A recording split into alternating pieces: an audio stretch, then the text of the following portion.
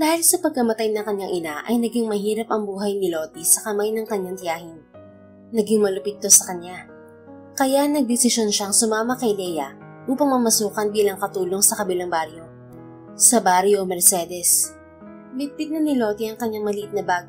Konti lang naman ang gamit niya at ang mga mahahalagang gamit ng din ang dinala niya. Huwag ka nang babalik dito. Hala sige, layas! Malakas na sigaw ng tiyahin ni Lottie na si Ivy. Talagang lalayas ako sa bahay niyo, Chang. Lagi niyo na lang akong sinasaktan dito. Pasigaw din ang wika ni Lottie sa tiyahin. Aba, at sumasagot-sagot ka pa. Ang kapal talaga ng mukha mo. Pagkatapos kitang palamunin at arugain ng mamatayang iyong ina, ay ganyan ang gaganti mo sa akin? Ha? Napakawalang kwenta mo talaga. Eh di ho ba kayong kumuha ng lahat ng insurance ni nanay na dapat sa akin napunta? Kaya wala kayong karapatan na ipamukha ang pagpapalamon niyo sa akin. Isang malakas na sampal ang dumapo sa pisngi ni Lottie na siyang ikinatigilid ng kanyang ulo. Kumuyom ang kamao ng dalaga sa labis na galit. Kinokontrol niyang huwag saktan ng tiyahin dahil kahit papaano ay may respeto pa siyang natitira para dito. Heto ng huling beses na hahayaan ko kayong saktan ako, Chang. Pagkatapos yung sabihin ay agad na tumalikod si Lottie sa tiyahin. Babalik ka rin sa bahay na to. Walang tatanggap sa'yo. Wala! Tandaan mo yan, Lottie.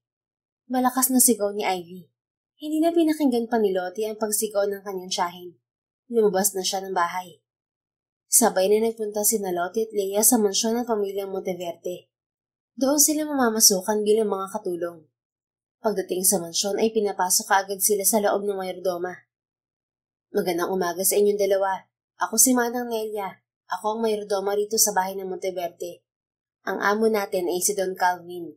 Ayaw niya sa lahat ang maingay na kasambahay at dapat lahat ng iniutos niya ay nasusunod ng walang reklamo. Si Doña Esmeralda ay ang kanyang ina. Mabait ang Doña, kaya lang ayaw niya sa mga palasagot ng mga katulong dahil siguradong mawawalan ka kagad ng trabaho.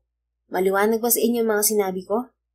Paliwanag ni Manang Nelia kina Lottie at Leia. Naiintindihan ko po, Manang Nelia. Ako nga pala si Leia. Noted po, Manang Nelia. At ako naman po si Lottie. Ikaw, Lottie, sa second floor ka ng bahay maglilinis. Ikaw rin ang magiging standby kung sakaling may iutos si Don Calvin sa'yo at, teka lang, bakit ako? Ayokong ma-assign sa Don, Manang. At bakit naman? Dito, hindi ka pwedeng magreklamo at lalong hindi ka ang masusunod, maliwanag ba? Kibago-bago, angal agad. Mukha po kasing nakakatakot ang dun eh. Katulad ng sabi ko kanina, ikaw sa second floor at standby ni Don Calvin kapag may kailangan siya. At kapag naglilinis ka ng silid ng Don, dapat na maingat ka. Wala dapat basag at dapat hindi mo pakialaman ng pagkakaayos ng personal na gamit niya. Maliwanag ba, Lottie? Nakataas ng kilay na tanong ni Manang Nelia sa kanya. Opo, Manang. Nakanguso na sagot ni Lottie. Ikaw naman, Leia. Ang trabaho mo ay dito sa first floor. O siya, ihahatid ko muna kayo sa magiging silid nyo. Ikaw, Leia, sa maid's quarter ang magiging silid mo.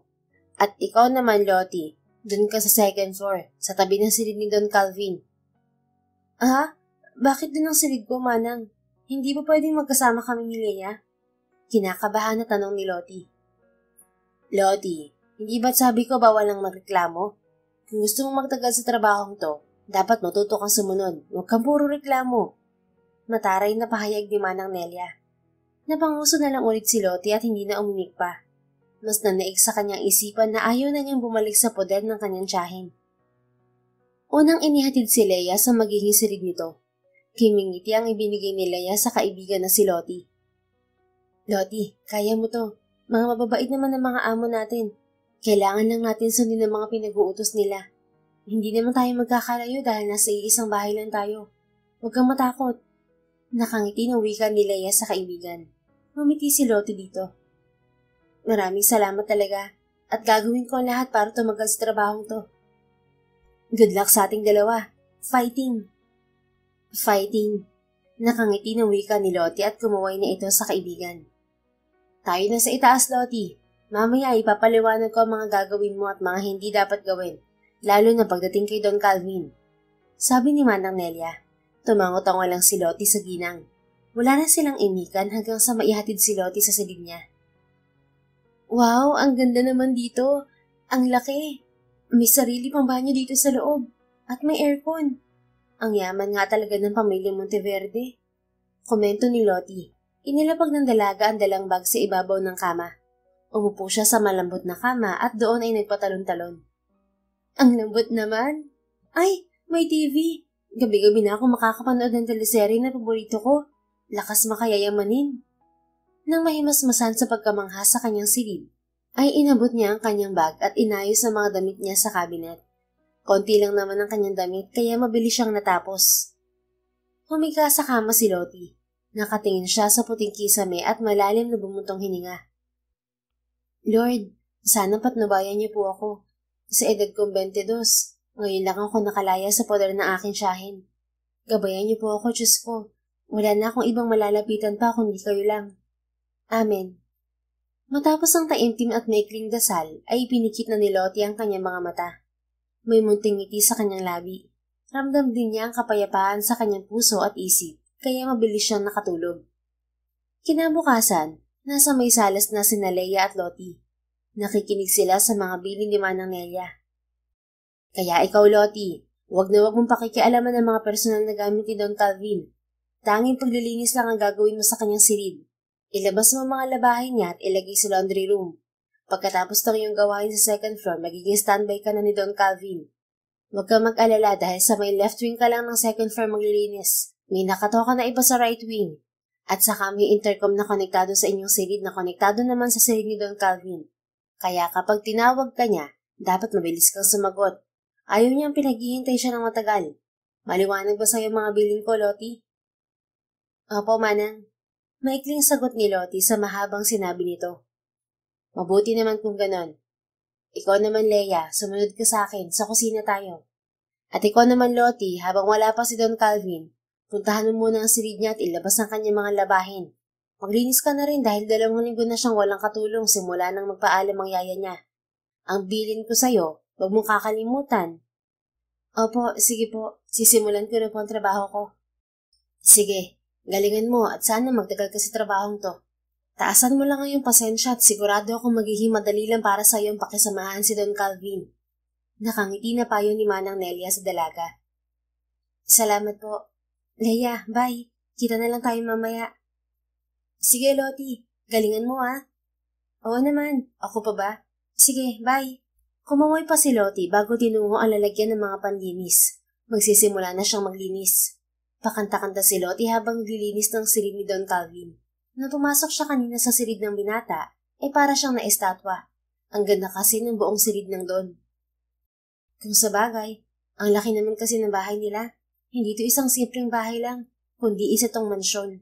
Ay, hindi pala mansyon. Palasyo ang bahay na to. Wika ni Lottie sa sarili. Wala pa silang uniform, kaya kung anong suot niya kanina ay siya ring suot niya ngayon. Mabilis na natapos ni Lottie ang paglilinis sa buong silid ni Don Calvin. Nang matapos ay pasalampak siyang umupo sa carpeted floor sa loob ng silid ni Don Calvin. Hay, salamat. Natapos din ako. Sana naman magustuhan ng Don ang ayos ng kanyang silid. Nang matapos siya ay nilabas na niya ang laundry basket at nilagay sa laundry room. Iba naman ang gagawa sa mga labahin. O Lottie, tapos ka na ba? Tanong ni Manang Nelia nang mamataan ng dalaga. Opo, Manang Nelia. Natapos na po ako sa wakas. Nakangiti niyang sagot sa ginang. Mabuti naman kung ganon. Babalik na mamaya si Don Calvin dito sa mansyon. Kumain ka na muna. Nasa maid's dining room ang pagkain niyo. Pumunta ka na lang doon. Sige po, salamat. Nagtungo na siya sa maid's dining room. Mabuti na lang at naitur sila ni Manang Nelia kahapon. Dahil kung hindi ay sigurado siyang mawawala ang dalaga sa laki at lawak ng bahay ng pamilya Monteverde. Pagkatapos kumain ni Lottie, ay agad na niyang tinungo ang second floor at naging standby na siya. Pero dahil wala ang kanyang amo ay umitlip muna siya hanggang sa napahaba ang kanyang tulog. Sunod-sunod na tawag sa kanyang pangalan ang nagpabangon kay Lottie sa kanyang higaan. Lottie! Lottie! I'm hungry! Where's my food? Tanong ng boses na lalaki sa intercom. Nanlaki ang mga mata ni Lottie at mabilis na tinungo ang kabilang silid para puntahan si Don Calvin. Hindi na siya kumatok pa at mabilis na pumasok sa loob ng silid ng Don. I'm so sorry po, Don Calvin, at hindi ko kaagad nasagot ang tawag niyo. Nakayuko na paghingi ng paumanhin ni Lottie. Wala na siyang pakialam sa kanyang itsura. This is my third call, Lottie. Anong ginagawa mo para hindi marinig ang tawag ko? Baritono boses na tanong ni Calvin sa dalaga. Napalunok naman si Lottie. Ayaw niyang mag-angat ng paningin dahil natatakot siya at nahihiya sa kanyang amo. Saglit na hindi nakapagsalita si Lottie. Tumikim muna ang dalaga bago nagawang magsalita. Kasi po nakatulog ako, kaya pasensya na po kayo. At sinong may sabing pwede ka matulog sa oras ng trabaho? Ikaw ba ang amo? Wala po nagsabi na pwede ako matulog sa oras ng trabaho. Nakatulog lang po ako dahil marami akong ginawa kanina. So nagrereklamo ka na ba sa lagay na yan? Umiling-iling ka agad si Lottie bilang sagot. Ayaw niyang matanggal sa trabaho. Kakasimula pa lamang niya. Ayaw na niyang bumalik sa kanyang tiyahin. Dahil sa takot na lumukob sa kanya, ay bigla siyang lumuhod sa harapan ni Don Calvin. Nagulat si Calvin sa ginawa ng bago nilang katulong. Nakaluhod na ito ngayon sa kanyang harapan. Pinakatitigan ni Calvin ang mukha ni Lottie. She's simple yet beautiful. Ang inosente pa ng mukha nito. Nang tignan niya ang profile ng dalaga kanina, ay hindi siya makapaniwala na 22 pa lamang ito. Bakit ka lumuluhod? Hindi ako Diyos para luhuran mo. At isa pa, ibang luhod ang gusto ko. Makahulog ang wika ni Calvin sa dalaga. Nakikiusap po ako sa inyo. Huwag niyo akong tagalin sa trabaho ko. Please po, hindi na ito mauulit pa. Pakiusap ni Lottie sa amo. Nasa boses niya ang determinasyon. Malakas na bumuga ng hangin si Calvin. Tumayo ka riyan at tignan mo ako. Utos ni Calvin sa dalaga. Mabilis naman yung sinunod ni Lottie kahit na nga ba may kaba pa siyang nararamdaman para sa kanyang amo. Kaba na baka bigla na lamang siyang tagalin sa trabaho. Nang mag-angat ng paningin si Lottie ay agad na nagtama ang paningin nila ng kanyang amo. Hindi niya akalain na bata pa pala ang Don. Akala niya kasi ay may edad na ito, ngunit nagkamali siya. Nakaawang ang labi at nalalaki ang kanyang mga mata habang nakatitig sa napakagwapong mukha ni Don Calvin. Maiitim ang kulay ng mga mata nito na may mahahabang pilikmata at makakapal na kilay. Matangos ang ilong nito. Nang dumako ang paningin ni Lottie sa labi ng binatang kaharap ay bigla siyang napalunok. Para siyang biglang nauhaw ng matitigan ng pupulang labi ni Don Calvin. Are you done checking on me? Nanuot ang malamig na boses ni Don Calvin sa bawat himaymay ng katawan ni Lottie. Ha? Ikaw ba talaga si Don Calvin? Parang wala sa sariling paniniguro ni Lottie sa binatang kaharap niya. Yes, I am Don Calvin Monteverde. Any problem with that? Hindi ka pala matandang uugod-ugod? Matandang uugod-ugod? What the hell are you talking about? Akala ko kasi matanda na kayo. Kapag kasi doon ang tawag, siguradong matanda na ang taong yun. Hindi ko akalain na gwapo ka pala. Mabilis na paliwanag ni Lottie sa binata at namula ang mukha sa huling sinabi. Nagulat si Calvin sa huling sinabi ng dalagang kaharap. Hindi nito napigilan ng pagsilay ng isang ngiti sa labi. Bigla na lang lumakas ang pintig ng puso nito nang magkatitigan silang dalawa. You find me handsome? He's teasing her. Mas lalong namula ang mukha ni Lottie dahil sa naging tanong ni Don Calvin sa kanya. Opo. Ang gwapo niyo po. I will accept it as a compliment. But don't call me po. Nagmumukha na akong matanda. Napagkamalan mo na nga akong uugod-ugod eh. Naku po, pasensya na kayo Don Calvin. Sana mapatawad niyo ako. You're forgiven. Pero pwede mo na ba akong dalhan ng pagkain dito? Nagugutom na ako kanina pa. Yes, Don Calvin. Mabilis na sagot ni Lottie. Agad siyang lumabas ng silid ng Don at nagmamadaling nagtungo sa kusina. Halos 5 minuto rin ang lumipas bago makarating si Lottie sa kusina.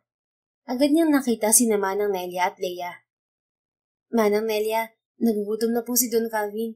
Ipapadala na lang po niya sa kanyang silid ng kanyang pagkain. Imporma ni Lottie kay Manang Nelia. Oo, nakahanda ng pagkain ni Don Calvin. Teka lang, bakit natagalan kang kunin dito ang pagkain ni Don Calvin? Nagtatakang tanong ni Manang Nelia sa dalaga. Kinausap pa po kasi ako ni Don Calvin eh. Ganun ba? Sige, ito na pagkain ni Don Calvin. Hintayin mo siyang matapos sa pagkain dahil pagkatapos niyang kumain, dadalhin mo kagad ang mga pinagkainan niya rito sa kusina. Standby ka lang. Nang matapos niyang ilagay ang food tray ay nagangat siya ng kanyang ulo nang marinig ang pagbukas ng pinto. Halos bumuway ang katawan ni Lottie nang makita si Don Calvin na nakatapis lang ng tuwalya ang pangibaba nito at walang pang itaas na damit. Parang nag-slow motion ng lahat. Tumutulo ang tubig mula sa buhok ni Don Calvin pababa sa matitigas nitong abs. Ilang beses na napalunok si Lottie. Ngayon lang siya nakakita ng lalaking nakahubad. Sa mismong harapan niya pa talaga. Malakas na tumikim si Don Calvin. Naiilang siya sa uri ng tingin na ibinibigay ng babaeng nasa kanyang harapan. "You're drooling, Lottie. Pwede ka na munang lumabas. Magbibihis lang ako." Malamig ang boses na utos ni Don Calvin sa dalaga. Aligaga naman tumango si Lottie. Opo, Don Calvin. Sorry po. Pero kung gusto mo akong panoorin, ayos lang din naman. Ha? Pwede po ba? Silly girl. Gusto mo talaga akong makita na nagbibihis? Hindi po. Sige po, lalabas na po ako. Sure, I will call you kapag tapos na ako magbihis. Sige po. Pagkalabas pa lamang ni Lottie sa silid ni Don Calvin, ay agad siyang napahawak sa kanyang dibdib. Ang lakas-lakas ng kabog ng kanyang dibdib. Tinapik-tapik niya ang kanyang puso. Relax ka lang, heart. Abs lang yun. Walang mali siya yun kaya tumigil ka. Amo ko siya at dapat na manatili ang relasyon naming dalawa bilang mag-amo. Kausap ni Lottie sa kanyang sarili habang pinapakalma yon. Habang sa loob ng silid ni Don Calvin ay bigla na lang gumuhit ang isang ngiti sa labi ng binata at bahagyang napailing-iling. He's cold and doesn't want to have a long conversation with his maid. But Lottie is an exemption. Hindi man ito nagpapatawa pero parati siyang nakangiti. She's amazing. Sa edad niyang 30 ay ngayon pa lang siya nakakita ng babaeng kasing ganda at inosente ni Lottie. Mabilis na lang inubos ni Calvin ang kanyang pagkain. It's new to him, ang maubos ng kanyang pagkain. Maybe it's because of Lottie, sa isipan ni Don Calvin. Mabilis na lumipas ang isang linggo. Naging masaya si Lottie sa kanyang trabaho, lalo na't araw-araw niyang nakikita si Don Calvin. Kapag nakikita niya ang binata ay buo na ang araw niya. At isang beses niya palang nakikita si Doña Esmeralda, ang nanay ni Don Calvin. Nagkasakit kasi ito kaya dinala ito sa Manila para ipagamot. Isang umaga ay sunod-sunod na katok ang ginawa ni Lottie bago pumasok sa silid ni Don Calvin. Don Calvin, nandito na po yung damit na pinakuha niyo. Imporma ni Lottie nang makapasok sa silid ng amo. Nilingon naman kaagad siya ni Don Calvin. Malamig ang mga titig nito sa kanya na para bang may nagawa siyang mali. Pwede bang isuot mo sa akin yung damit? Utos ng Don sa dalaga. Napatangan naman si Lottie sa sinabi ng Don. Po? Hindi ba't sabi ko sa'yo na wag mo akong ipo? Gusto mo bang magkaroon ng kaparusahan kapag nagpo ka na naman? Pasensya na Don Calvin. Nabigla lang kasi ako sa sinabi niyo. Come on, dress me up. Isa yun sa trabaho mo. Gustong matawa ni Calvin sa naging itsura ni Lottie.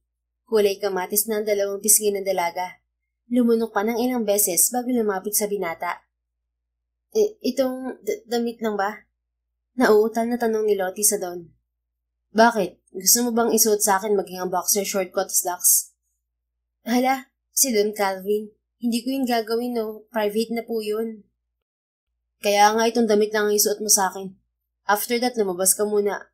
But if you want to see me putting on my pants on, wala namang problema. Well, Don Calvin is true when he said those words. Hilaw na natawa si Lottie sa sinabi ng binata. Ikaw naman, Don Calvin, mapagpiro pala kayo. Hindi ako nagbibiro, Lottie. I'm serious. Biglang nagdilim ang mukha ni Lottie dahil sa sinabi ni Don Calvin. Hayan, ikaw na magbihis ng sarili mo. Anong akala mo sa akin, easy to get? Madadaan-daan mo sa ganyan? Naku, Don Calvin, dyan po kayo nagkakamali. Alam kong inosente ako at virgin na virgin pa. Pero hindi ako ang klase ng babae na magpapabayad ng pera para lang ibigay ang aking pagkababae. Dyan na po kayo. Akala ko iba kayo sa mga mayayamang napapanood ko sa TV na ginagamit ang pera para lang makuha ang babaeng katulong nila. Pare-pareho lang kayo. Matari at galit ang boses na wika ni Lottie kay Don Calvin, sabay irap sa binata. Mabilis ding lumabas ng silid ng binata si Lottie. Napakabastos. Nakairap na wika ni Lottie. Upang humupa ang kanyang inis ay nagtungo siya sa kusina para kumuha ng malamig na tubig. Gusto niyang kumalma. Habang si Don Calvin naman sa loob ng kanyang silid ay kunot na kunot ang noo. Nagulat siya sa sinabi ni Lottie tungkol sa kanya. Nang pumasok sa kanyang isipan ang ibig nitong sabihin ay bigla na lang natawa ang binata. What the hell is she thinking? God, she's always making me laugh. Ano bang iniisip niya? That I will bid her exchange of money? May innocent Lottie. Natatawang wika ni Don Calvin sa sarili. Ngunit natigilan siya nang maisip ang kanyang sinabi. May Lottie. Anang isipan niya. Isang malapad na ngiti ang kumawala sa kanyang labi. Not bad at all. Wika pa ng binata sa sarili at nagmamadali na magbihis para sa kanyang monthly meeting. Halos paggabi na nang matapos ang kanyang meeting. Dumiretso kaagad si Calvin sa ospital kung nasaan ang kanyang ina. Mama, kumusta po kayo? Pangungumusta ni Calvin sa ina. Humalik siya sa pisngi ng ina at inilagay sa round table ang prutas na dala niya para kay Doña Esmeralda. I'm fine, iho. Ikaw, kumusta ka naman? Mahinang tanong ni Doña Esmeralda. Ayos lang naman ang monthly meeting sa kumpanya. Nakakapagod nga lang. Anak, wala ka ba talagang balak na mag-asawa? You're already in a marrying age. Sana naman bago ako mawala sa mundong to ay makita ko pang aking mga apo. Ma naman, I'm not interested in marrying someone. I want to have a peaceful life. Annoying lang ang mga babae at istorbo. Sagot niya. Ngunit nang maalala si Lottie at ang nangyari bago siya umalis ng bahay nila, ay wala sa sariling napangiti ang binata. At hindi yun nakaligtas sa mga mata ng kanyang ina. Iho, may nagpapasaya na ba sa'yo? Bakit kang humingiti mag-isa? Nagkibit balikat lang si Calvin sa naging tanong ng ina. So, it's a yes? Sabi ng Donya. Well then, I want to meet this girl who made my son smile. Ma, please, huwag niyo pong pakialaman ang love life ko. Nakasimangot na wika ni Calvin. Hindi naman ako mangingialam, anak. I just want to meet her. Not now. Hindi pa naman sigurado kung gusto ko nga siya. Hindi mo pa siya gusto? Pero kung makangiti ka, wagas. It's nothing, Mama. May naalala lang ako na nakakatawa. O siya, sige na. Mukhang hindi mo pa siya handang ipakilala sa akin. Just give me time, Mama. Malay mo naman, she's the one. Nakangiting wika ni Calvin. Naiintindihan ko, anak. Anak, sabi ng doktor ay pwede na ako lumabas bukas. Gusto ko na bumalik sa bahay. Naboboard na ako rito eh. Sige po, ma'am. I will ask your doctor tomorrow. Kumain ka na ba? Yes, I'm done. Magpahinga ka na. May nurse namang nakatoka para magbantay sa akin dito. Sige po, mama. See you tomorrow. Bye. Hinalikan muna ni Calvin ang pisngi ng kanyang ina bago tuluyang umalis. 2 araw na nakalipas at namimiss na ni Lottie ang binata. Pero nang maalala ang ginawa nito sa kanya, ay agad niyang iwinaglit sa isipin ng binata. Lottie! Nandito na sina Doña Esmeralda at Don Calvin. Bumaba ka na. Tawag ni Leia sa kaibigan. Kailangan kasi nilang magtipon ng mga katulong para salubungin ng mag-inang Monteverde. Nandiyan na ako. Pabalik na sigaw ni Lottie. Tiningnan pa ng dalaga sa huling pagkakataon ang muka at ayos niya sa salamin bago tuluyang lumabas ng silid. Bakit ba ang tagal mo, Lottie? At saka nagpapaganda ka ba? Kastigo ni Leia sa kanya. Anong nagpapaganda?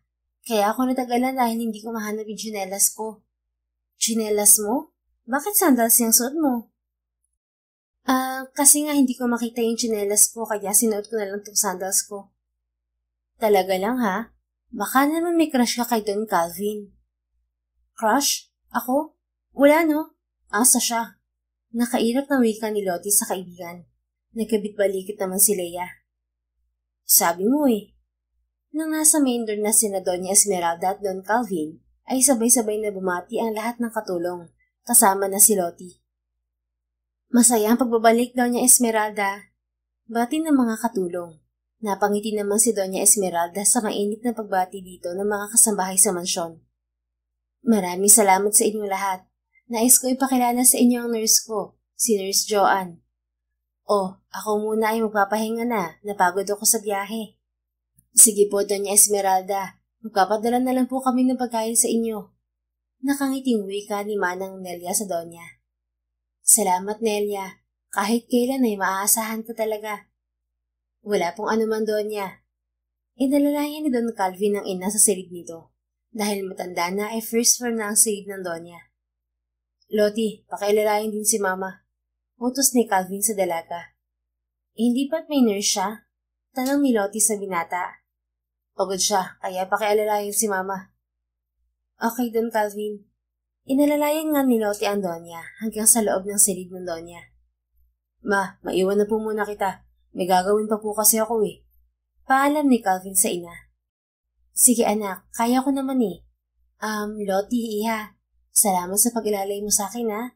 Bago ka rito ano? Nakangiti pa sa salamat ng Donya sa dalaga. Ngumiti naman si Lottie sa Donya. Tumango na lang si Calvin sa ina bilang sagot at mabilis na hinawakan ng kamay ni Lottie at hinila palabas ng sarili ni Doña Esmeralda. Pilit na hinihila ni Lottie ang kamay niya mula sa pagkakahawak ng binata. Hindi nakaligtas sa paningin ni Doña Esmeralda ang kakaibang tingin ng anak sa dalagang katulong. Bitiwan mo ako, Don Calvin. Ano ba? Pagpupumiglas ni Lottie habang hawak ni Calvin ang kanyang kamay. Don't you ever question me kapag inuutusan kita. Madiing wika ni Calvin. So, yun lang pala ang kinagagalit mo? Sorry Don Calvin at nasabi ko yun. Nakalimutan ko lang ilikuan ang sarili ko. Oo nga pala at katulong lang ako kaya wala akong karapatang tumanggi. Don't be sarcastic, Lottie. Pasensya na sa naging asal ko. Gutom ka na ba at ipaghahanda na kita ng pagkain? Anong gusto mo? Ikaw. Ano? Pakiulit nga. Medyo nabingi lang ako ng konti. Sabi ko, gusto kong ikaw ang kainin ko. Tahas ang pagkaklaro ni Calvin. Nanlaki naman ang mga mata ng dalaga sa sinabi nito. Pervert, sorry pero wala ako sa menu. Dadalhin ko na lang sa itaas ang pagkain mo. Wika ni Lottie sabay tinalikuran ng binata. Pangiti-ngiti naman si Calvin habang nakatingin sa papalayong dalaga. Mas lalo lang siyang gumaganda kapag naiinis. Ang sarap lang talaga niyang asarin. Napakapikunin. Naiiling at natatawang sabi ni Calvin, sabay akit na sa silig nito. Lumipas ang 5 araw at panay ang iwas ni Lottie kay Calvin. Sa isipan ng dalaga ay ayaw niyang mahulog sa binata dahil alam niya kung anong gusto ng mayayamang lalaki sa kanilang mga mahihirap na babae. Gagawin lang silang parausan. Kapag natapos ng gamitin ay itatapon na lang na parang basura. Hindi naman siya tanga para ibigay kung kanino lang ang pagkabirhen niya. Lottie, I need your help. Pakibilisan mo lang. Utos ni Calvin sa dalaga sa intercom. Napanguso naman si Lottie. Kung pwede niya lang habang buhay ni iwasan si Calvin, ay baka matagal na siyang umalis sa bahay ng mga to. Pero hindi pwede, dahil wala na siyang mapupuntahan pang iba. Lumabas si Lottie at pumasok sa silid ni Calvin. Lock the door. Malamig ang boses na utos ni Calvin sa dalaga. Labag man sa kanyang kalooban, ay sinunod niya pa rin si Don Calvin. Anong ipaglilingkod ko sa'yo, Don Calvin? Formal na tanong ni Lottie sa binata. Naginawa ba akong masama sa'yo, Lottie? Wala po. Bakit po? Kung ganun, bakit mo ako iniiwasan? Hindi ko po alam ang sinasabi niyo, Don Calvin. Don't make me stupid, Lottie. Dahil ba to sa sinabi kong bihisan mo ko? O dahil sa sinabi kong gusto kong ikaw ang kainin ko? I'm just teasing and kidding you, Lottie. Don Calvin, gusto ko lang po na maging professional. Amo kita at isa lang akong katulong niyo rito. Dapat ganyan lang ang maging relasyon natin dalawa. Pero gusto kitang maging kaibigan. Napapangiti mo ako, Lottie. Hindi ako clown. Nakaingos na sabi ng dalaga. Hindi ko sinabi na clown ka.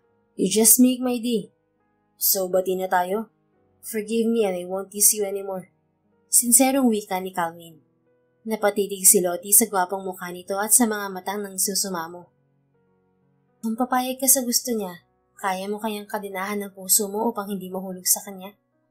Tanong ng isipan ni Lottie. Ang labong mangyari.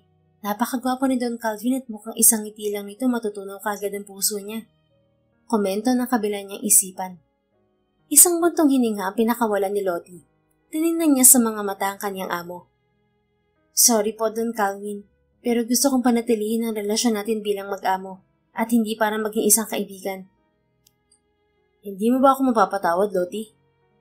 Napatawad ko na kayo, Don Calvin, pero hindi ko matatanggap ang pakikipagkaibigan mo. Bakit? May mali ba dun?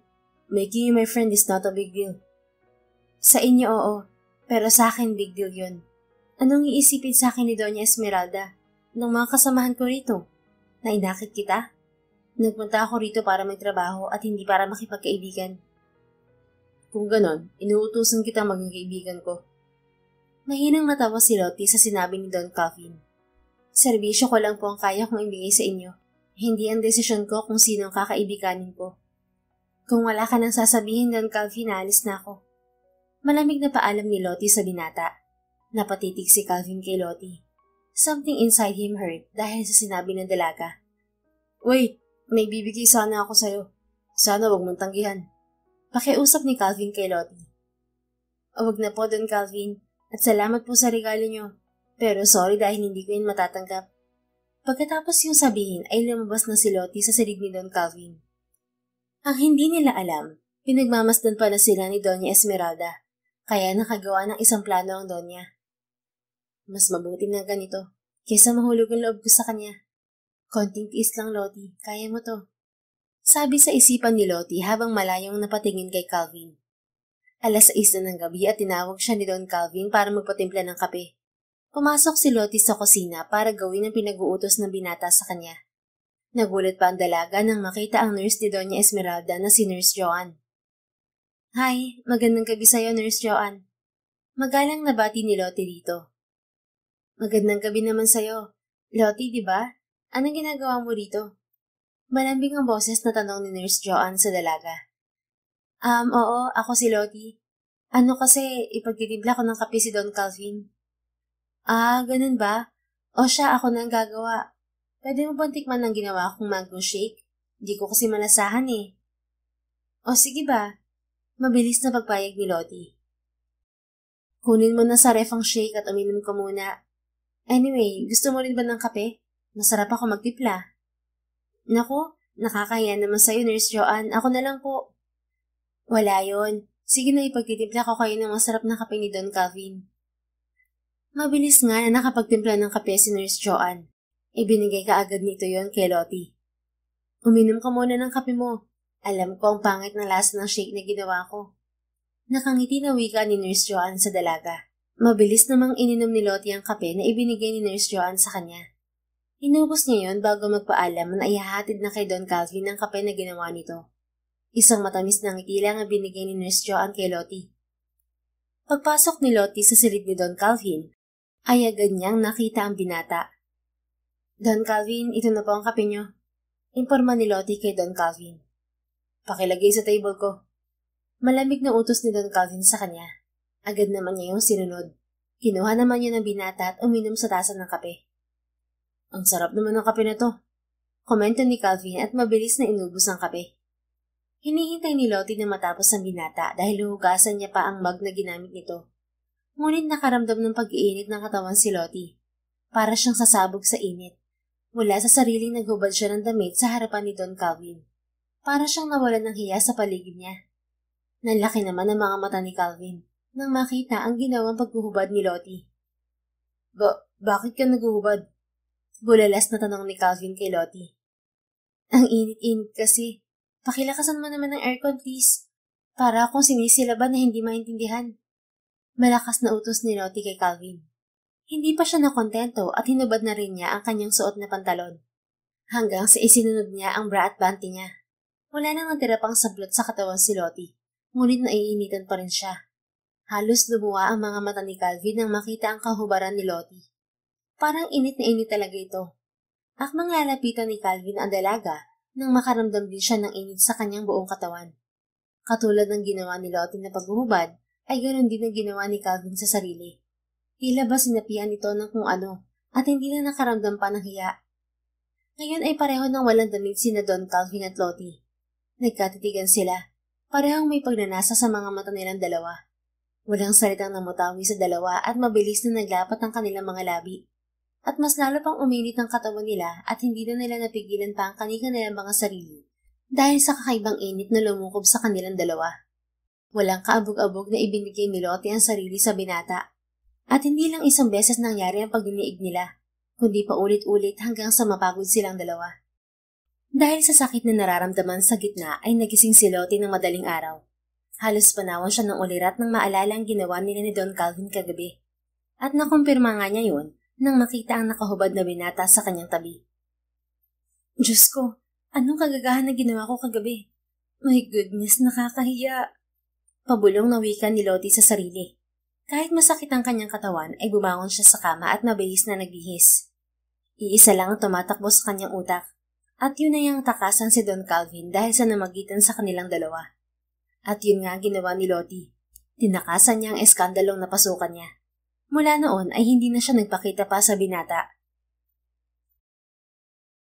After 3 years. Milk! Malakas na sigaw ni Kevin sa kanyang ina. Sumunod naman sina Alvin, Melvin, Marvin at Arvin sa paghingi ng gatas. Napangiti na lang si Lottie sa napaka-cute na mga anak. Ang lalakas niyo namang uminom ng gatas. Mabuti na lang talaga at mabubuting taon tumulong sa akin noon kaya lahat kayo ay nabuhay. Wika ni Lottie sa mga anak. Isa-isa niyang pinahiga ang mga anak sa kama at ibinigay sa bawat isa ang bote na may lamang gatas. Parang nagpaligsahan ng quintuplets sa pag-inom ng gatas. Hindi inasahan ni Lottie na magiging quintuplets ang magiging anak nila sa isang gabing pagniniig nila ni Don Calvin. Malakas yata ang sperm ng binata at nakabuo sila ng 5 bata. Active na active marahil ang kanilang mga libido noong gabing yun, kaya hayan, nakalima agad sila.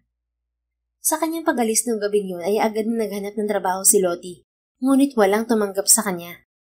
Mabuti na lang at nakita siya ng mag-asawang doktor at ang mga ito ang kumupkup kay Lottie habang 2 buwan siyang buntis. Parehong nagtatrabaho sa Santo Tomas Private Hospital ng mag-asawa. At dahil walang-wala si Lottie at kailangan niya ng masasandalan, ay pumayag siyang maging kasambahay sa bahay ng mag-asawang doktor na walang anak. Ngunit nang malaman ng mga ito na quintuplets ang pinagbubuntis niya, ay hindi na siya pinagtrabaho ng mag-asawa at nilaanan si Lottie ng oras para maging maayos ang kanyang panganganak. Nang nasa 28 weeks na ang tiyan niya, ay sa ospital na natili si Lottie para mabantayan ang kanyang kalusugan.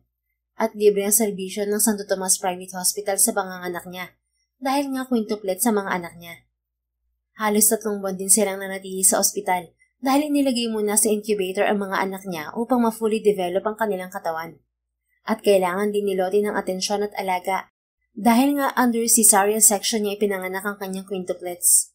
Noong una ay halos takasan na si Lottie ng kaluluwa dahil sa taranta sa pag-aalaga sa mga anak. Sabay-sabay ba namang iiyak at hihingin ng gatas, kaya pati siya ay natutuliro. Buti na lang at nasa tabi niya palagi ang mag-asawang doktor, kaya naging madali sa kanya ang buhayin at alagaan ng mga anak. Lottie, iha, may bagong order pala mula sa OB-GYN department. Nagustuhan nila mga ginawa mong bracelet at kwintas. Magpapagawa ulit sila sa'yo. Nakangiti na imporma ni Mama Laura, ang doktor na kumupkup kay Lottie. Talaga po, Mama? Salamat naman kung ganon. Mamaya iguguhit ko ng disenyo na gusto nila. Salamat sa tulong niyo ni Papa, Mama. Ang laki na po ng utang na loob ko sa inyo. Sinserong pasasalamat ni Lottie kay Mama Laura niya. Naku, iha, wala yun. Simula nga nang dumating ka sa bahay na to ay nagkaroon na ulit ng sigla at buhay yung buong bahay. Lalo na't dumating ang quintuplets. Mas lalo pang sumaya ang bahay na to. Basta salamat pa rin po. Biyaya kayo sa akin ng Diyos. At saka salamat din dahil binigyan niyo ako ng pangkabuhayan. Akala ko magiging pabigat na lang ako habang buhay sa inyo ni Papa. Huwag mong sabihin yan, hindi ka pabigat. Kapag narinig yan ng Papa Vincent mo ay baka nakulot ka na niya sa singit. Natatawang wika ni Mama Laura kay Lottie. Natawa na rin ang dalaga sa sinabi ng ina, dahil totoo naman talaga yun. Isang bakla si Vincent at arranged marriage ang nangyari dito at kay Dr. Laura. Dahil matalik na magkaibigan, ay natutunan nilang mahalin ng isa't isa, kahit hindi na bihayaan ng anak. Pos na, Mi! Pos na, Dede! Malakas na sigaw ni Melvin at itinapon ang wala ng laman ng bote sa kung saan. Napailing na lang si Lottie sa anak. Kayo talaga? Ang liliit niyo pa pero tinatapon niyo na ang mga gamit niyo. Kung di ko lang kayo love, baka pinagkukurot ko na kayong 5. Love, Meme, sabi ni Kevin, ang panganay sa quintuplets. Ay sus, nilalambing mo kagad ako no? Marunong ng lamambing kapag pinapagalitan. Spoiled pa naman sila sa papilo nila. Nakangiti na wika ni Laura at pinaghahalikan sa buong mukha si Kevin. Oh, paano yan? Aalis na ako Bye na muna. Paalam ni Laura sa dalaga at isa-isa munang hinalikan ng mga apo nito. Bye ma, ingat po kayo. Always naman ako nag-iingat anak. Isang ngiti lang ang ibinigay ni Lottie bago umalis si Laura. Dahil work at home lang si Lottie ay mas nabibigyan niya ng pansin ang kanyang mga anak. Dahil magaling siya sa paggawa ng mga bracelet, necklace at iba pang personalized stuff, gumawa siya ng paraan para gawin yung negosyo.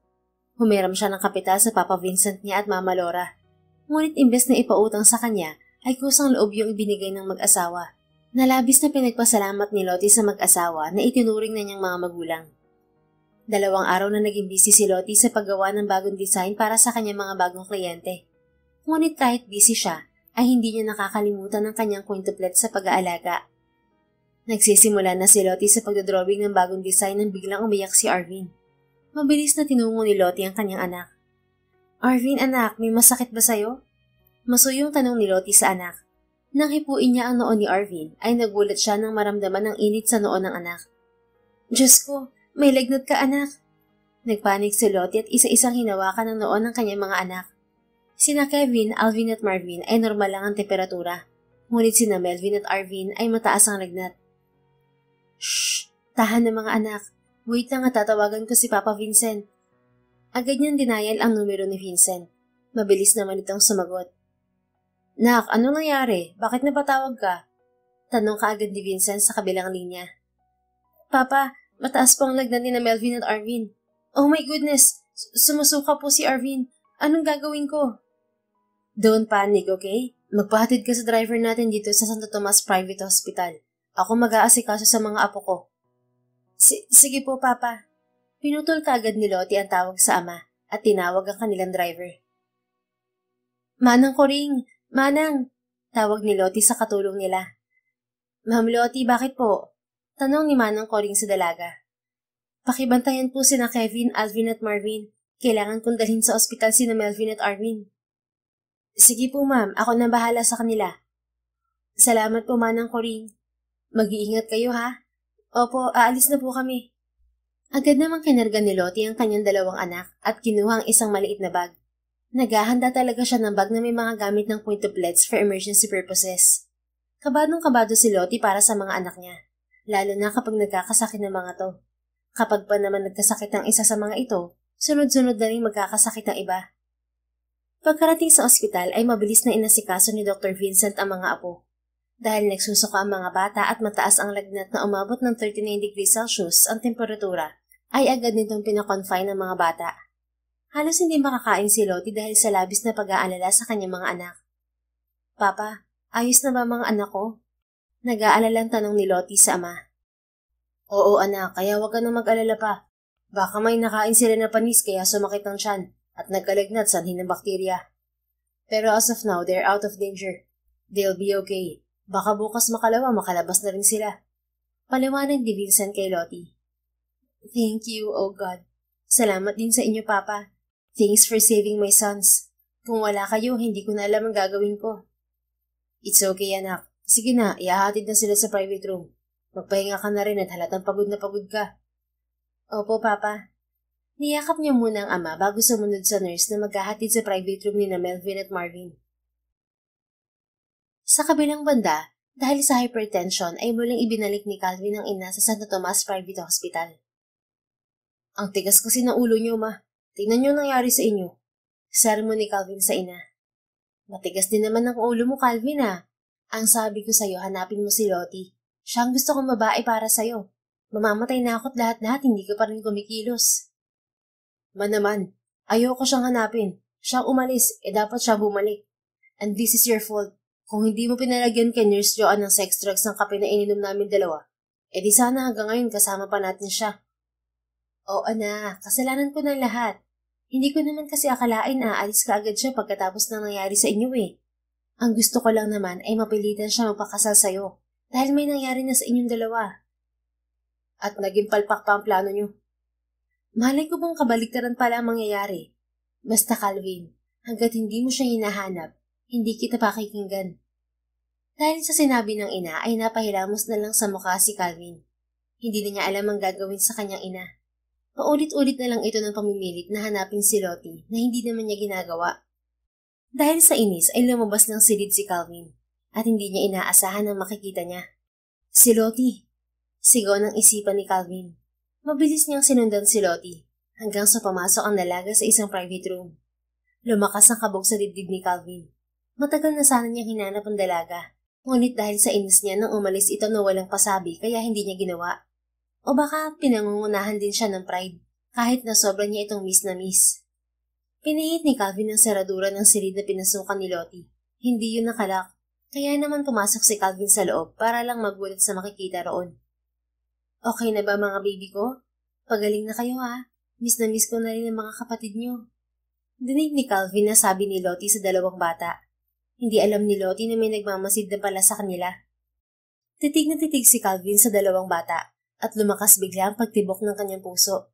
Kamukhang kamukha niya ang dalawang bata na kausap ni Lottie. Lottie? Lakas loob na tawag niya sa dalaga.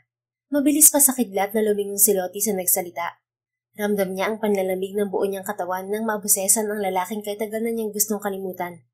At halos panawan si Lottie ng ulirat nang makita si Calvin sa kanyang harapan. Akala niya kanina ay nabibingi lang siya nang marinig ang boses ng binata. Bigla siyang napatayo at pilit na itinago sa kanyang likuran sina Arvin at Melvin. Anong ginagawa mo rito? Nauutal na tanong ni Lottie kay Calvin. Nasa ospital kasi si Mama and I saw you. Sino mga batang yan?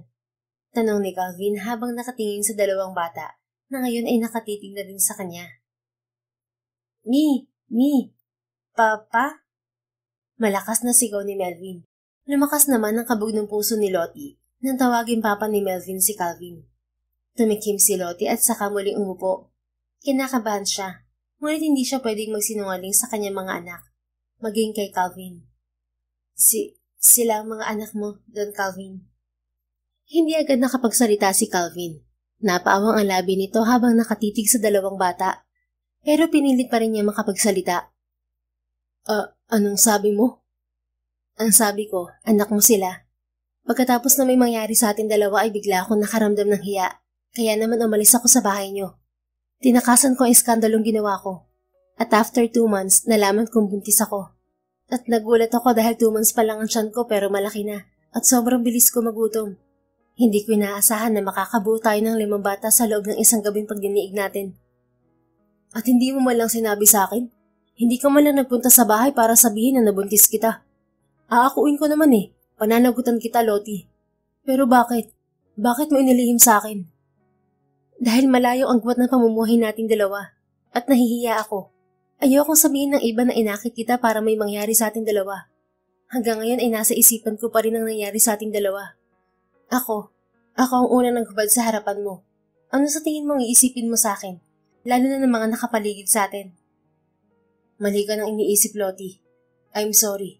Ako humihingi ng pasensya dahil sa ginawa ng aking ina sa'yo. Sa atin, inutusan niya si Nurse Joanne na lagyan ng gamot ng kape natin. Kaya it's not your fault, Lottie. Mama spilled the truth after you leave. Nagalit ako sa kanya, pero nang matigas ako na hindi kita hanapin. I'm sorry. Sandaling natahimik si Lottie. Hindi niya alam ang kanyang gagawin. Pero kahit na ano pang gawin niya, nangyari na ang mga nangyari. Kahit na siya pang may kasalanan, ganun pa rin ang gagawin ko. Itatago ko pa rin ang mga anak ko sa'yo. Ayaw kong husgahan nila ako, at lalong ayaw kong masaktan ng mga anak ko nang dahil sa akin. Wika ni Lottie. Alam mo, napaka-selfish mo, Lottie. Iniisip mo lang ang iisipin ng ibang tao sa'yo. Ano naman ang nararamdaman ko? Ang mararamdaman ng mga anak natin kapag lumaki sila na walang ama. Kaya kong maging ina at ama sa kanila. I know. Pero ang point ko ay karapatan ko na malaman na may anak ako sa'yo. At ang karapatan ng mga anak mo na makilala ako bilang ama nila.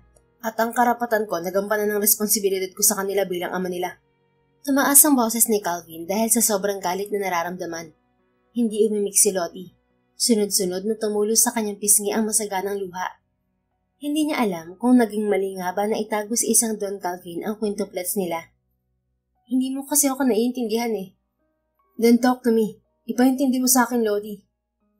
Umiling-iling si Lottie. Nahihirapan siyang sabihin kay Calvin ang takot na nararamdaman niya. Mababaw na kung mababaw ang rason niya. Pero ganoon talaga siya Ayaw na mahuhusgahan at pag-uusapan ng kapwa dahil gusto niya ng tahimik na buhay. Kung hindi mo kayang sabihin sa akin ang nararamdaman mo, then hindi kita kukulitin, Lottie. Pero kukunin ko mga anak ko. They are my heirs at sisiguraduhin ko na magiging maayos ang kanilang kalagayan sa poder ko. May pinalidad na imporma ni Calvin nang hindi magsalita si Lottie. Anong ibig mong sabihin? Nakukunin mo ang mga anak ko? Galit na tanong ni Lottie kay Calvin. They are my kids too. Baka nakakalimutan mo, Lottie. No, hindi ako papayag na kunin mo sila sa akin. Sa akin sila galing. Ako ang naghirap upang mailuwal sila sa mundong to. Kaya akin ang mga anak ko. Hindi mo alam ang pinagsasasabi mo. Dahil hindi mo alam ang naging sakripisyo ko sa mga bata, mabuhay lamang silang lahat. Kung sinabi mo lang sa akin, edi sana kasama mo ako sa pag-aalaga sa kanila. Kaya hindi mo pwedeng isisi sa akin ang paghihirap mo sa kanila. Dahil hindi niyan matatakpan ng katotohanan na naglihim ka sa akin at itinago sa akin ng mga anak ko. Be ready, dahil papupuntahin ko rito ang abogado ko. I will file a custody for my children. Please, nagmamakaawa ako sa iyo doon, Calvin. Huwag mong gawin to. Alam kong mayaman ka at may impluwensya. Pero huwag mo namang kunin sa akin ng mga bata. Mahal na mahal ko ang mga anak ko. Baka ikamatay ko kapag nawala sila sa akin. Umiiyak na pakiusap ni Lottie sa binata. Ikaw, naawa ka ba sa akin nang nakawin mo ilang taon ko upang makasama ang mga anak natin? Hindi ba't hindi mo ko inisip ng mga panahong yun? Dahil kung inisip mo ko, di sana tinawagan mo man lang ako. O kung ayaw mo mapagchismisan sa mansyon, sumulat ka man lang sana sa akin. Pero wala kang ginawa, Lottie. I'm sorry. Magulo ang utak ko. Ang dami kong what if sa utak ko. Oo, tama ka. Mas iniisip ko sasabihin ng iba kaya ayoko makipag-ugnayan sa'yo. Sorry kung naging makasarili ako. Sorry kung natiis kitang hindi lapitan sa kabila ng hirap ko sa mga bata. Mahal na mahal ko sila. Kaya hindi mo mayaalis ang takot sa akin. Magsasalita pa sana si Calvin nang umiyak si Melvin. At dahil narinig ni Arvin ang pag-iyak ng kapatid, ay maging ito'y umiyak na rin. Mabilis na niyakap ni Lottie ang mga anak at pinatahan ng mga to. Milk! Want milk! Umiiyak na hingi ni Melvin ng gatas. Gutom na pala kaya umiyak na. Ikaw, Arvin, gusto mo rin bang uminom ng milk? Masuyong tanong ni Lottie kay Arvin. Tumango-tango naman ng bata habang pinapahid ng mga luha. Milk! Want milk! Sagot ni Arvin. Okay, wait a minute at magtitimpla muna ng milk si Meme, okay? Mabilis na kumilos si Lottie para ipagtimpla ang mga anak ng gatas. Sa iisang silid lang ang magkapatid, para na rin hindi mahirapan si Lottie sa pag-aalaga sa dalawa. Lumapit naman si Calvin sa dalawang bata. Nanginginig ang buo niyang katawan. Halo-halong emosyon ang nararamdaman ni Calvin. Saya, takot at panghihinayang. Kung sana sinunod niya ang kanyang ina na hanapin si Lottie noon, siguro matagal na niyang nakasama ang dalaga at ang mga anak nila. Ngunit nasaktan siya sa pag-alis nito, kaya hindi niya hinabol si Lottie sa pag-aakalang walang nabuo sa isang gabing pagdiniig nila. Marahan na hinaplos ni Calvin ang buhok ng kanyang mga anak at nanginitian ng dalawa. I'm your daddy. Nanginginig ang boses na magpapakilala ni Calvin sa mga anak. Napatitig sina Arvin at Melvin sa ama. Ilang sandali pa ay nagpapakarga na ang dalawang bata. Di! Sigaw ni Melvin. Daddy! Sigaw naman ni Arvin. Tumulo ang luha sa mga mata ni Calvin. Nang tuluyang mayakap ang mga anak. The warm embrace that he never had. Ngayon ay natagpuan na nito sa bisig ng mga anak. He's so happy. Ang sarap sa pakiramdam habang yakap-yakap nito ang dalawang anak. Hindi na malayan ni Lottie na tumulo na rin pala ang luha sa mga mata niya habang pinagmamasdan ng mag-aama na yakap-yakap ang isa't isa. Nang mahimasmasan si Calvin ay kumawala na ito sa dalawang bata. Agad namang ibinigay ni Lottie sa mga anak ang bote ng gatas. Inayos niya ang pagkakahiga ng dalawa sa kama. Hanggang sa maubos ng mga ito ang gatas sa bote at mahimbing na nakatulog. Umupo si Calvin sa pahabang sofa habang nakatingin kay Lottie. He has something special for Lottie, kahit noon pa. Kaya nga gusto nitong mapalapit sa dalaga. Kaya lang ay matigas si Lottie. Bumuntong hininga si Calvin. Sa ayaw at sa gusto ni Lottie ay kukunin nito ang mga anak. He will file a custody para mapunta dito ang quintuplets. So what's your plan? I will file a custody para mapunta sa akin ng mga anak ko. Anong masasabi mo? Kasuwang na tanong ni Calvin sa dalaga. Nanilisik ang mga mata ni Lottie habang nakatingin sa lalaki. Hindi mo sila maaagaw sa akin. Try me then. I am rich and powerful, Lottie. Baka nakakalimutan mo. Kaya kong kumuha ng magaling na abogado. At kaya kong gumastos ng milyon para makuha lang mga anak ko. I am financially stable. Ikaw, anong ilalaban mo? Ang pagiging isang ina mo? Kaya mo bang buhayin silang 5? Kaya mo bang ibigay mga pangangailangan nila? Hindi ba dapat na kinukumusta mo muna ang mga anak mo kaysa ang sabihin sa akin ng mga yan? I can ask the nurse and doctor later about the condition of my children. For now, let's talk about them, concerning their health and futures. Natahimik si Lottie. Kung ang pagbabasehan ay yaman, ngayon pa lang talo na siya. Ayaw niya rin namang masali sa gulo ang mga kumagub sa kanya na tinuring na niyang mga magulang. Humuyom ang kamao ni Lottie. Anong gusto mo? Pwede naman nating alagaan ng mga bata. Mag-co-parenting na lang tayong dalawa. Ganun na lang ang gawin natin. No, I won't allow that. Gusto ko makasama at nasa poder ko mga anak ko. I can give them a better future. Better future? Ang ilayo sila sa akin, ganun? It's a better choice. Kaysa naman hindi mo maibigay sa kanila mga kailangan nila. Isipin mo, Lottie. 5 sila. At sigurado ako mahihirapan kang palakihin sila at ibigay ang kanilang mga pangangailangan ng sabay-sabay. Kahit na, mali pa rin ilayo mo sila sa akin. Ako ang ina nila at ako ang nagluwal sa kanila sa mundong to. Bakit ikaw? Inisip mo ba ako bago mo ilayo mga anak natin sa akin? At isa pa, they are my blood. Kaya may karapatan din ako sa kanila bilang ama ng quintuplets. Natahimik si Lottie. Wala siyang laban kay Don Calvin. Isa itong Don at makapangyarihan ito kaysa sa kanya.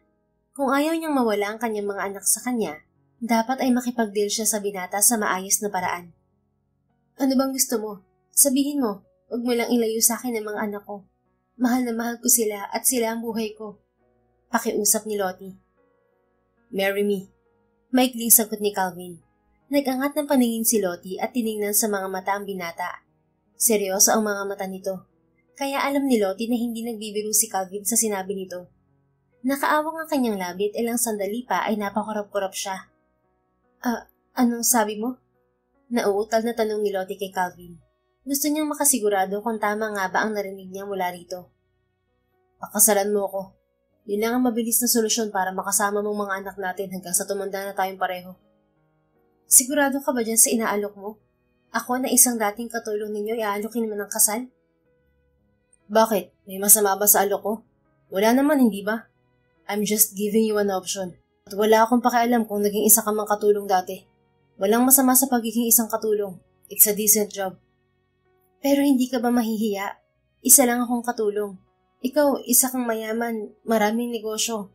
Ano na lang sasabihin ng ibang tao tungkol sa'yo? Can you please stop minding those people? Wala akong pakialam kung pagchismisan mo nila ang buhay ko. At lalong wala silang pakialam kung sinong pakakasalan ko. Kesyo maging katulong, basurera, o kaya bayarang babae ka man.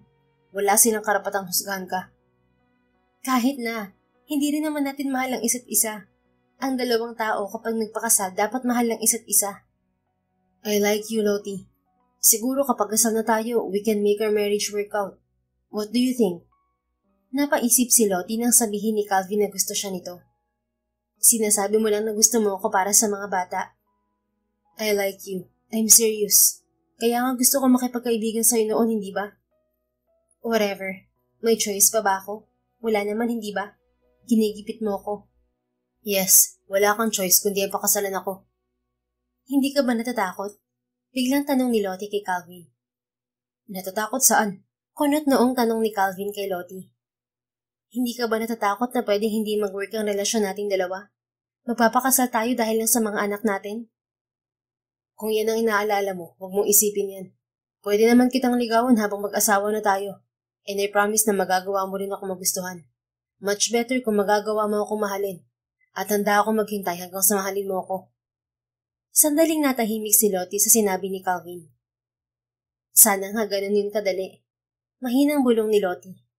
Pero sa loob-loob niya, sana mahalin siya ni Calvin dahil siya ay may pagtingin na para sa binatang doon.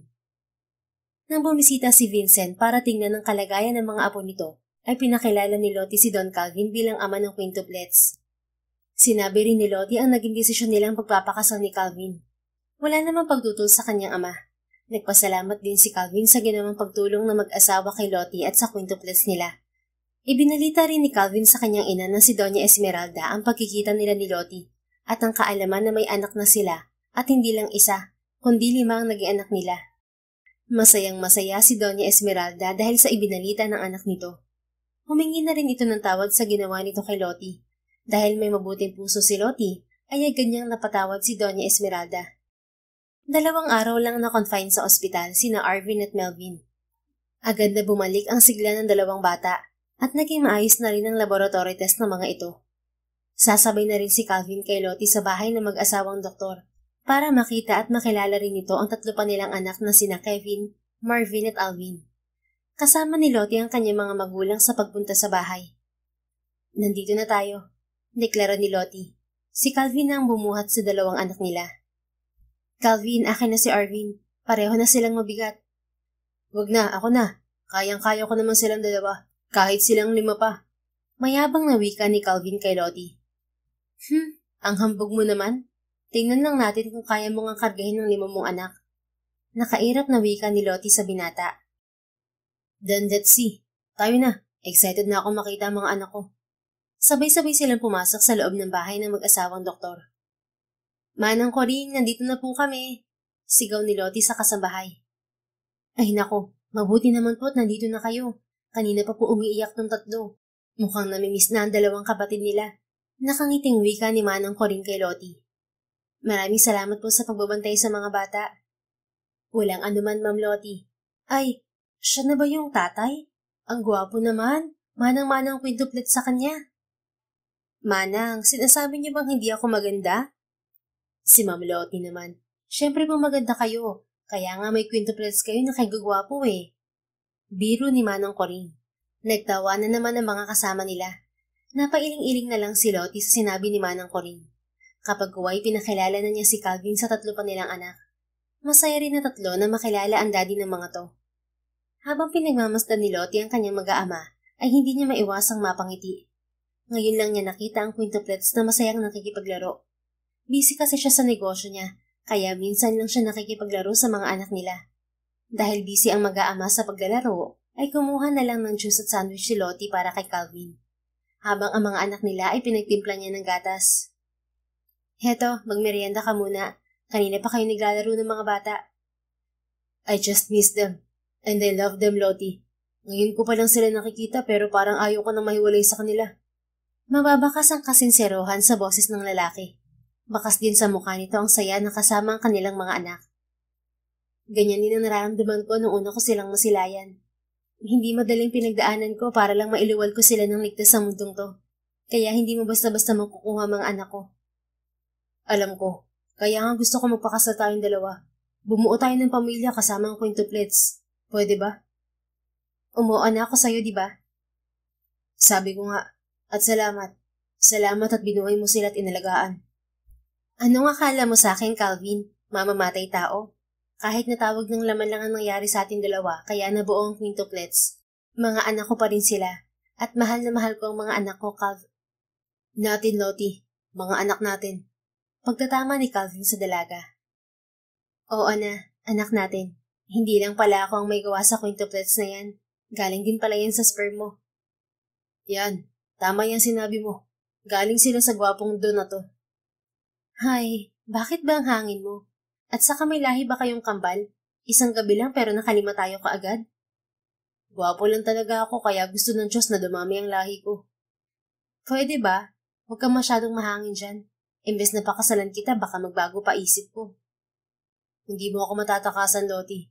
Baka nakakalimutan mong may-ari ako ng isang intelligence agency. Madali lang kitang mahahanap kahit saan ka pa magtago. Napatitig naman si Lottie sa mukha ni Calvin. Kung may intelligence agency ka pala, bakit hindi mo ako sinubukang hanapin noon? Seryosong tanong ni Lottie kay Calvin. Sinulipan muna ni Lottie ang kanyang mga anak na nakatulog na pagkatapos uminom ng gatas. Ang mga bote naman ay itinapon na ng mga ito kung saan-saan. Malalim na napabuntong hininga si Calvin. Gusto kitang hanapin. Ikaw lang kasing babaeng may kakayahang pangitiin ako kahit wala ka naman talagang intensyon na pangitiin ako. Pero nang may mangyari sa atin ng gabing yun, at paggising ko ay wala ka na, nagalit ako at nainis sa'yo. Naitanong ko tuloy sa sarili ko kung may nagawa ba akong kasalanan o may mali ba sa akin.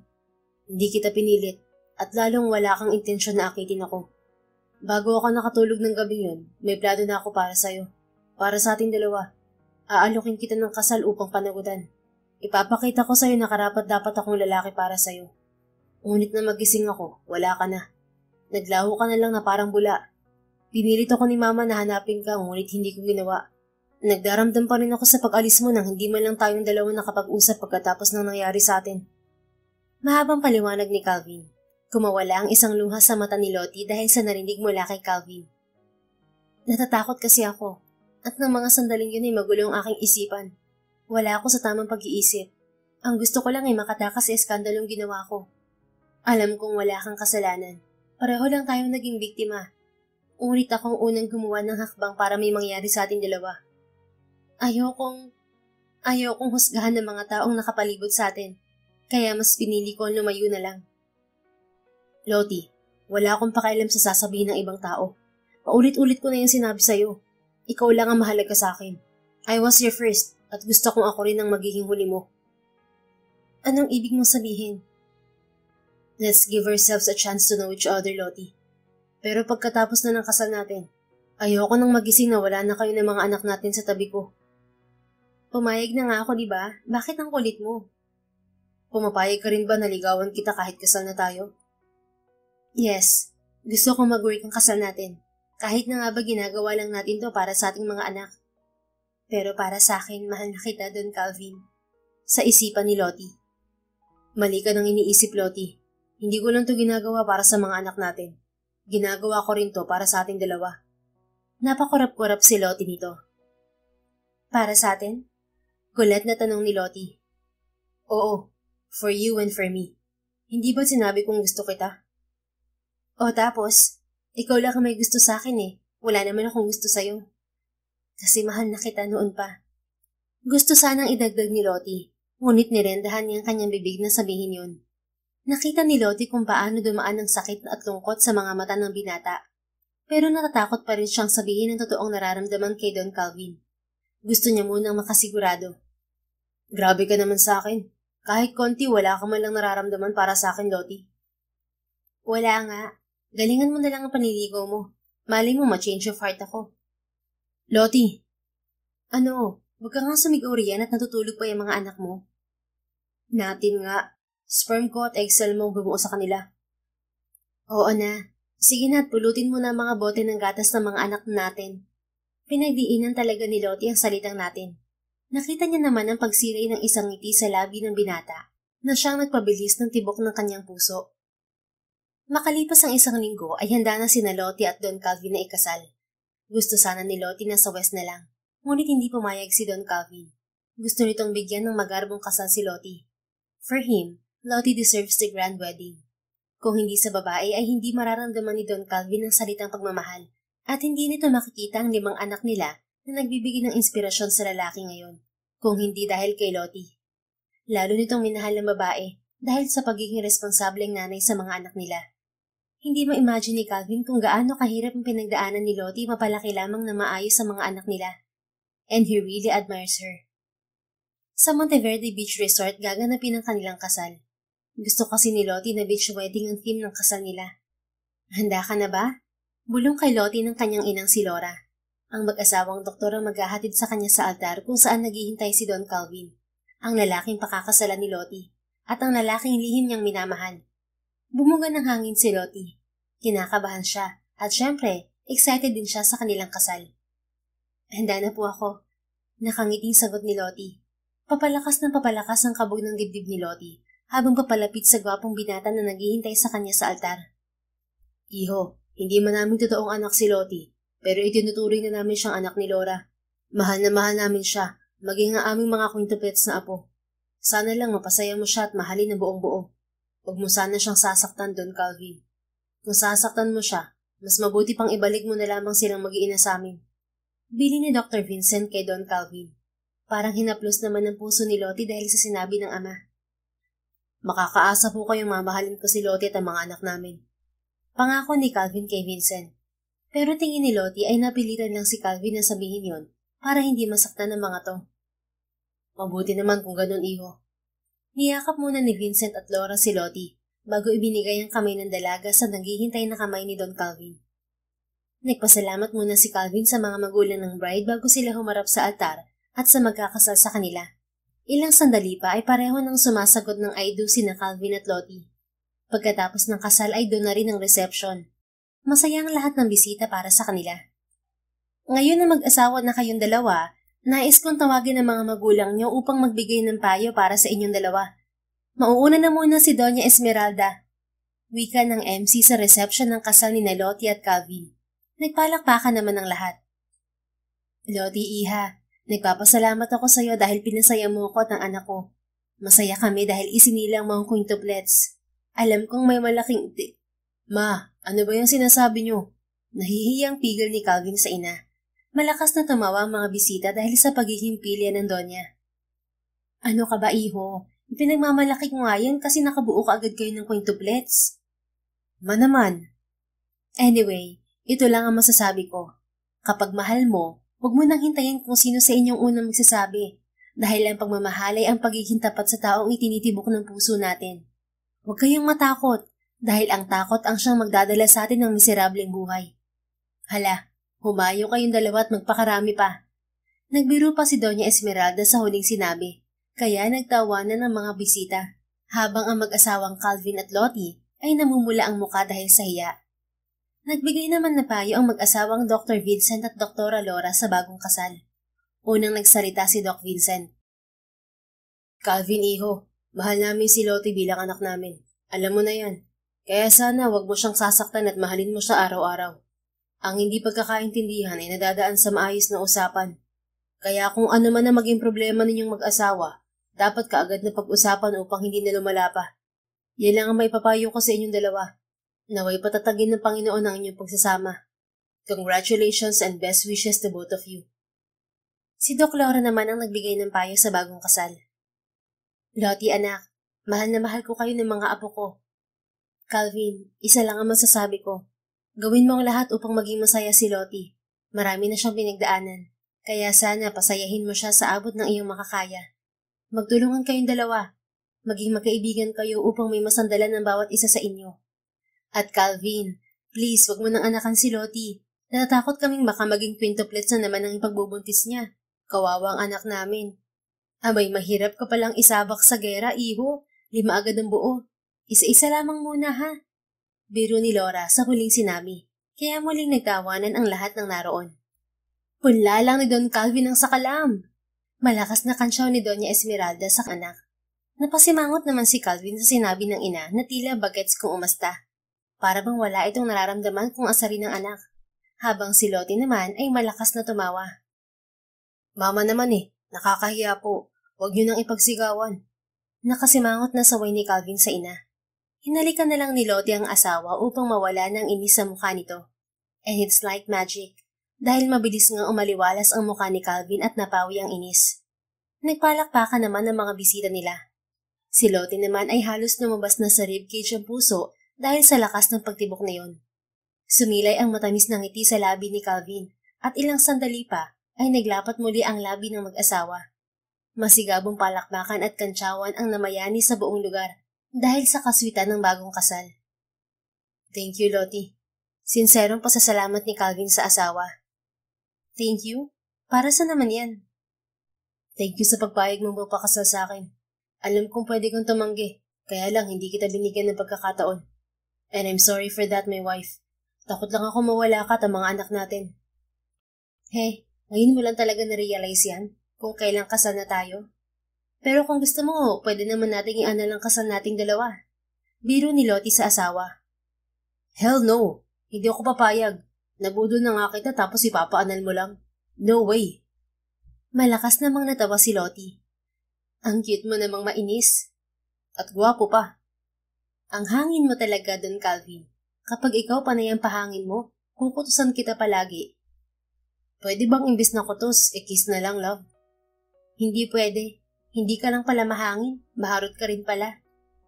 Sa'yo lang ako maharot. Sa'yo lang ako haharot. At ako lang ang pwedeng humarot sa'yo hanggang sa pagtanda natin. Alam mo bang mahal na mahal kita? Natigilan si Lottie sa sinabi ni Calvin. Anong sabi mo? Mabuti na lang at hindi na utal si Lottie nang magtanong sa asawa. Malapad namang napangiti si Calvin dahil sa naging reaksyon ni Lottie sa pinagtapat nito. Nagulat ba kita? Oh well, tama ka nang narinig. Ikaw, Lottie Hernandez Monteverde, ay minamahal ko. Matagal na. Hindi lang simpleng atraksyon ang nararamdaman ko sa'yo, kundi mahal na kita. At takot na takot ako na baka dumating ang araw na iwanan mo ako. Hindi ko kakayanin, Lottie. Baka mabaliw ako. Mahinang natawa si Lottie dahil sa sinabi ng asawa. Talaga ba?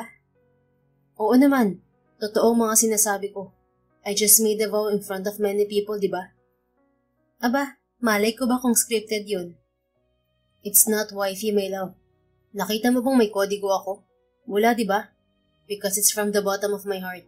I will love you forever, my wife. I promise you that. Mabuti na lang at hindi mo na pinatagal ang confession mo tungkol sa nararamdaman mo para sa akin, Calvin. Dahil kung hindi ay baka maghanap ako ng iba. No way. At sa tingin mo papayag ako. Mahal kaya kita, kaya akin ka lang. Mahal din kita, Calvin. Mahal na mahal. Nakangiting pahayag ni Lottie sa asawa. Si Calvin naman ang nanlaki ang mga mata dahil sa pinagtapat ng asawa niya. Totoo? Walang halong biro, wifey. Totoo nga, matagal na kitang gusto.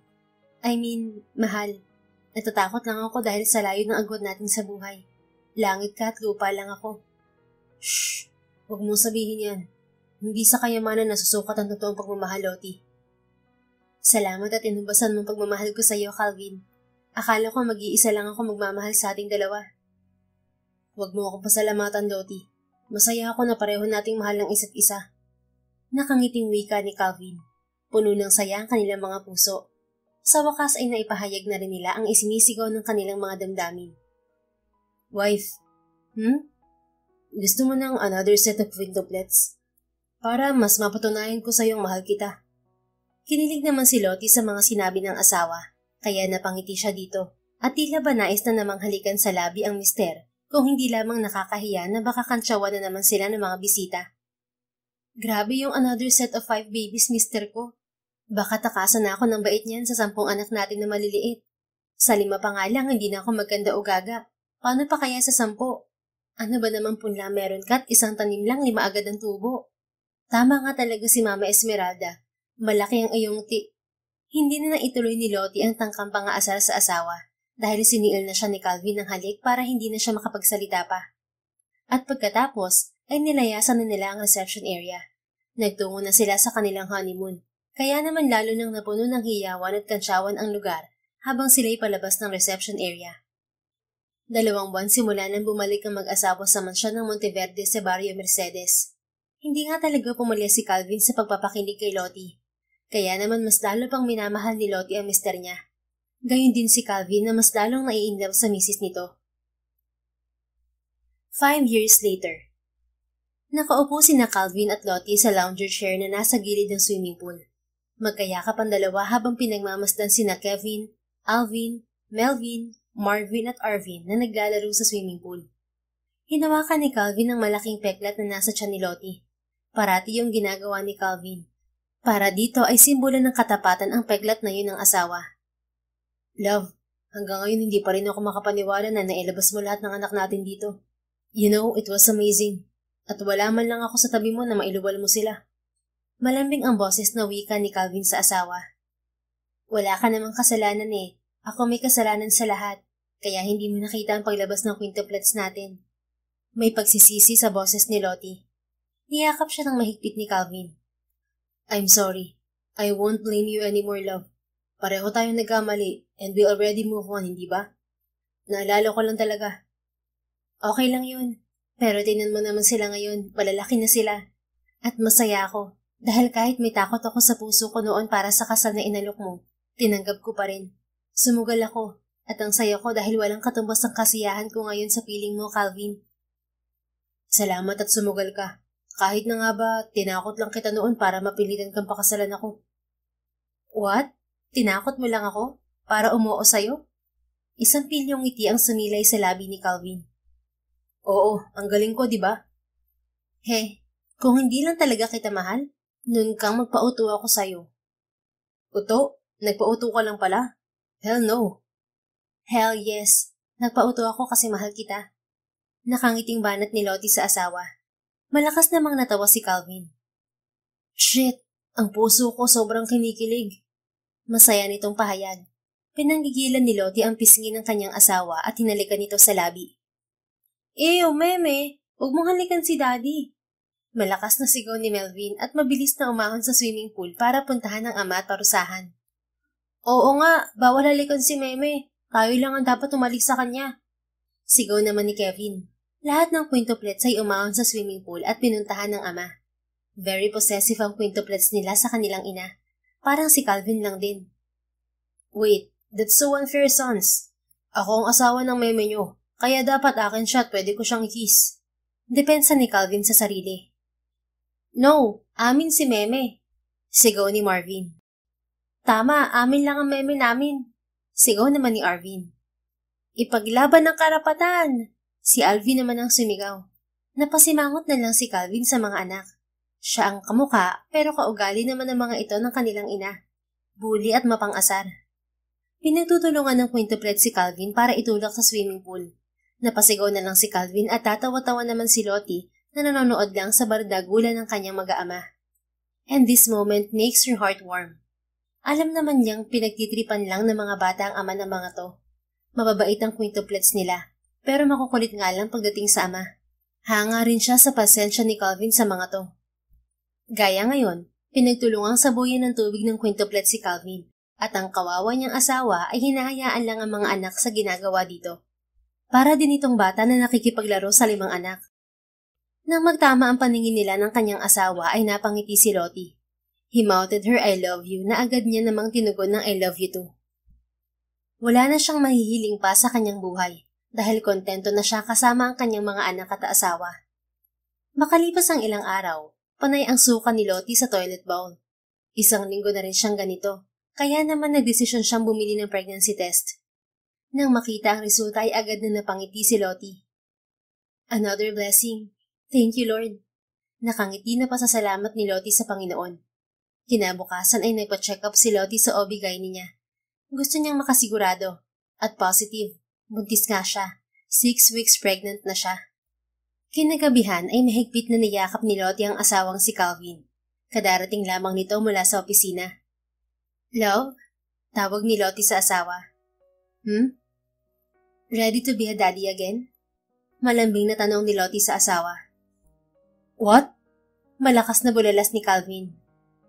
Sabi ko, magiging tatay ka na ulit. I'm 6 weeks pregnant, love. Nakangiting balita ni Lottie dito. Mabilis na hinalikan ni Calvin ang asawa at mahigpit na niyakap. Thank you, love. Thank you so much. I love you so much. I'm so happy na madadagdagan ulit tayo, love. And I love you too, Calvin. I love you so much. At naglapat ang kanilang labi. Puno ng kasiyahan ng kanilang mga puso at puno ng pagmamahal ng bawat isa. Naging masaya rin ang quintuplets nang marinig ang masayang balita. Maging si Doña Esmeralda at mga magulang ni Lottie ay naging masaya rin sa bagong biyaya ng Panginoon sa kanila. Makalipas ang ilang buwan ay pinanganak sa mundo ang kanilang prinsesa, si Calvina Lottie. Mabuti na lang talaga at hindi quintuplets. Medyo kinabahan si Lottie noong ultrasound niya. Okay lang kung kambal, wag lang 5 talaga. Siyempre pa ay kanya-kanya ang quintuplet sa pagpapakitang gilas sa pag-aalaga sa kanilang only sister. Kung minsan pa nga'y nag-aagawan ng mga ito sa bunsong kapatid. Parang nakikinikinita na ni Calvin at Lottie na magiging safe ang prinsesa nila dahil nariyan ang 5 kuya nito na mahal ang bunso nila. The End. Kung nagustuhan mo ang istoryang ito, please don't forget to like, comment, and share it with your friends. Your support really makes a difference. Thank you and see you sa ating next story. Keep safe and be blessed.